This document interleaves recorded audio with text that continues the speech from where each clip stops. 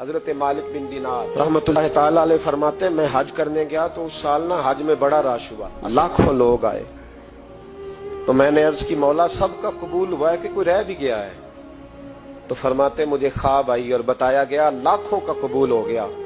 بڑا بے نیاز ہے اللہ، بڑا بے نیاز ہے، بڑا کریم ہے، چاہے تو گھر بیٹھے بیٹھے کہے ماں باپ کا چہرہ دیکھ میں تجھے حج کا ثواب دیکھ، ماں باپ کا چہرہ کا سب کا قبول ہوا، ایک ہے محمد بن ہارون بلخی، اس کا نہیں قبول ہوا۔ فرماتے ہیں میں سویرے اٹھا تو میں ڈھونڈنے لگا کہ بلخ کے لوگ، خراسان کے لوگ کہاں ٹھہرے ہوئے، وہاں علیحدہ علیحدہ ہوتے ہیں نا، یہ پاکستانیوں کی بلڈنگیں، یہ انڈین ہیں، یہ فلان ملک کے، تو کہتے ہیں میں ڈھونڈتے ڈھونڈتے پہنچا تو میں نے بلخ کے لوگوں کو پا لیا۔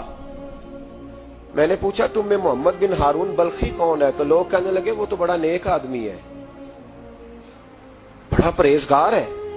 کہتے ہیں میں نے کہا مجھے خواب آئی ہے حج قبول نہیں ہوا، یہ تعریفیں کر رہے ہیں۔ میں نے کہا کس طرح کا نیک؟ تو لوگ کہنے لگے جی 24واں تو وہ حج کرنے آیا ہے، ساری رات نفل پڑھتا ہے، سارا دن روزہ رکھتا ہے، بہت مالدار تھا پر ہر چیز اللہ کی راہ میں خیرات کر دی۔ فرماتے ہیں میں نے کہا وہ کہاں ہے؟ کہنے لگے پہاڑ کے پیچھے خیمہ اس نے لگایا ہے، وہاں اللہ اللہ کر رہا ہے۔ حضرت مالک بن دینار علیہ رحمہ فرماتے ہیں میں وہاں پہنچا، مصلی پہ بیٹھا تھا، سلام پھیری، میں نے السلام علیکم کے بعد کہا آپ محمد بن ہارون بلخی ہیں؟ کہنے لگا ہاں۔ آپ مالک بن دینار ہیں؟ میں نے کہا کہ اس نے تو میرا نام بھی جان لیا بغیر بتائے۔ فرماتے ہیں میں نے کہا کہ ہاں میں مالک بن دینار ہوں۔ کہنے لگے کیسے آئے ہو؟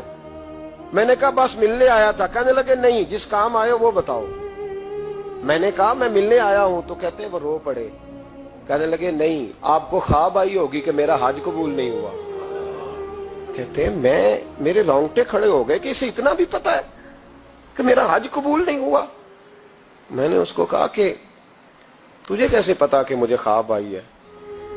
کہنے لگا مالک بن دینار مجھے 24 سال ہو گئے، میں اس بے نیاز کے گھر کا طواف کرتا ہوں، میں حجر اسود کے بوسے لیتا ہوں، میں مقام ابراہیم پہ نفل پڑھتا ہوں، میں صفا مروہ کی سعی کرتا ہوں، پر 24 سال بیت گئے۔ جب میں طواف وداع کرنے کے قریب آتا ہوں تو کوئی نہ کوئی اللہ کا ولی آ کے کہتا ہے دوڑ جا تیرا کوئی نہیں قبول ہوا۔ 24 سال۔ مالک بن دینار فرماتے میں اس کے قریب بیٹھ گیا اور اس کے گھٹنے پہ ہاتھ رکھا، میں نے، بندہ بھی معذور تھا، اس کا ایک ہاتھ کٹا ہوا تھا، چہرے پہ عبادت کے نشانات نمایاں تھے، اور میں نے کہا یار پھر تیرا حج قبول کیوں نہیں ہوتا؟ تو کہنے لگا مت پوچھ تو مجھ سے نفرت کرے گا۔ میں نے کہا نہیں تو بتا۔ کہنے لگا نہ پوچھ۔ میں نے اصرار کیا تو کہنے لگا اس لیے نہیں قبول ہوتا کہ میں اپنی اماں کا نافرمان۔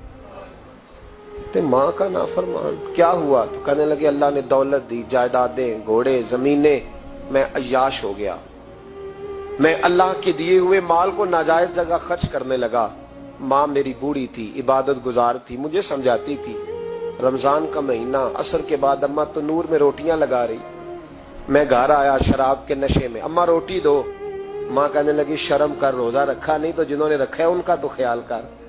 کہتے ہیں یہ لفظ میں نے سنے تو ماں کو ایک تھپڑ دے مارا، اماں جلتے ہوئے تندور میں گر گئی، لوگوں نے مجھے کمرے میں بند کر دیا۔ کہتے ہیں ساری رات میں شور سنتا رہا پر نشے میں پڑا رہا۔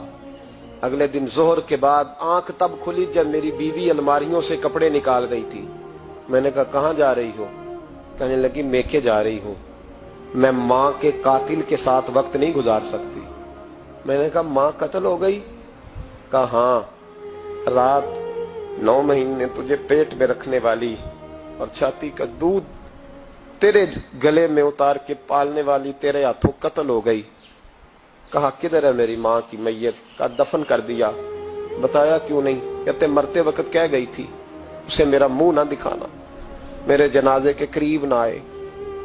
کہنے لگا میں اسی وقت اٹھا جس ہاتھ سے ماں کو مارا تھا، کلاڑا لے کے ہاتھ کاٹ دیا، جائیدادیں، گھوڑے، مکانات خیرات کر دیے۔ ساری رات نفل پڑھتا ہوں، سارے دن کے روزے رکھتا ہوں، ہر سال حج کرتا ہوں، عرش کا مالک معاف نہیں کرتا۔ حضرت مالک بن دینار کہتے ہیں میں نے بھی ایک تھپڑ مارا، میں نے کہا تو اسی قابل ہے تجھے معاف نہ کیا جائے، کبھی تجھے معافی نہیں ملے گی۔ کہتے ہیں میں ہو کے آیا، وہ روتا رہا، تڑپتا رہا، میں سویا گھر آ کے تو مجھے مصطفیٰ کریم علیہ السلام کا دیدار نصیب ہو گیا۔ نبی پاک صلی اللہ تعالی علیہ وسلم نے فرمایا مالک تو اسے کیوں مایوس کر آیا ہے اللہ کی رحمت سے، کیوں کیا ہے اسے؟ میں نے کہا حضور اتنا بڑا قاتل ماں کا کیسے معافی ملے گی؟ تو محبوب فرمانے لگے اس کی ماں کی وجہ سے ہی اسے معافی ملے گی، ماں کی وجہ سے۔ حضور کس طرح؟ فرمایا ماں قیامت کے دن اس کے خلاف مقدمہ دائر کرے گی، کہے گی اللہ اسے پوچھ میرا جرم کیا تھا، مجھے کیوں جلا کے مارا؟ رب بات سنے گا اور پھر کہے گا اٹھاؤ اس کے بیٹے کو۔ ماں او بچے کی ماں بھیجے نا اب تیرے بیٹے کو سزا دے، کہے گی یا اللہ سخت سزا دے، تو رب کریم فرمائے گا اٹھاؤ اسے جہنم میں لے جاؤ۔ مصطفیٰ کریم فرمانے لگے جب زنجیریں ڈال کے فرشتے دوزخ کی طرف لے جا رہے ہوں گے نا تو پلٹ کے ماں کی طرف دیکھے گا، تھوڑا پھر آگے بڑھیں گے تو پھر دیکھے گا، پھر دوزخ کے قریب جائیں پھر دیکھے گا اور کہے گا اماں جی مجھے جلائیں گے، مجھے تکلیف ہوگی، زندگی میں جب درد ہوتا تھا تیرا نام میری زبان پہ آتا تھا، اماں مارنے لگے ہیں مجھے، جلائیں گے۔ میرے مصطفیٰ کریم فرمانے لگے وہ ماں اسے جلا کے مار دیا، وہ میدان محشر بول پڑے گی، کہے گی اللہ اے اللہ اے اللہ۔ رب کریم فرمائے گا کہ عرض کرے گی مولا میں نے معاف کیا تو بھی اسے معاف کر دے۔ اللہ فرمائے گا اس نے تو جلا کے مارا، تو کیوں نہیں جلنے دیتی؟ حالانکہ اللہ سب جانتا ہے، کہے گی مولا میں تو ماں ہوں نا، کیسے موقع دوں؟ تو میرے محبوب فرمانے لگے مالک اللہ اسے اس کی ماں کی وجہ سے